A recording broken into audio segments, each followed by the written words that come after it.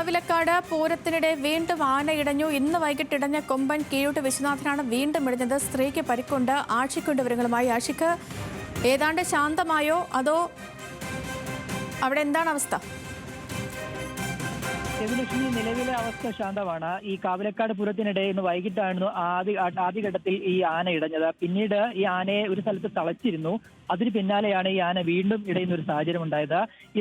ഇതിനെ തുടർന്ന് ഈ അമ്പലത്തിന് സമീപം കച്ചവടം ചെയ്തിരുന്ന ഒരു സ്ത്രീക്ക് പരിക്കേറ്റുന്ന ഒരു സാഹചര്യം ഉണ്ടായിട്ടുണ്ട്. ഇവിടെ ആരോഗ്യനില ഗുരുതരമല്ല.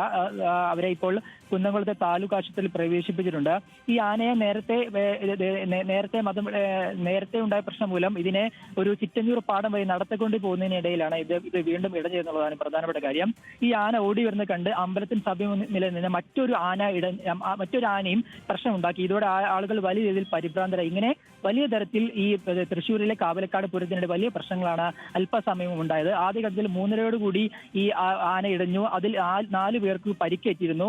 അവരെ ആശുപത്രിയിൽ പ്രവേശിച്ചതിന് പിന്നാലെയാണ് ഈ ആനയെ തളച്ചെടുത്ത് നിന്ന് മറ്റൊരു സ്ഥലത്തേക്ക് കൊണ്ടുപോകുന്ന വഴി വീണ്ടും ഈ ആന ഇടയുന്ന ഒരു സാഹചര്യം ഉണ്ടായത്. എന്തായാലും ഈ പരിക്കേറ്റ സ്ത്രീയുടെ ആരോഗ്യനില ഗുരുതരമല്ല എന്നുള്ളതാണ് ആശ്വാസകരമായ കാര്യം. അല്പം ഈ ആനയെ വീണ്ടും ഇപ്പോൾ തളച്ച് മറ്റൊരിടത്തേക്ക് മാറ്റിയിട്ടുമുണ്ട്. ചെയ്തു ശരി ആഷിഖ്.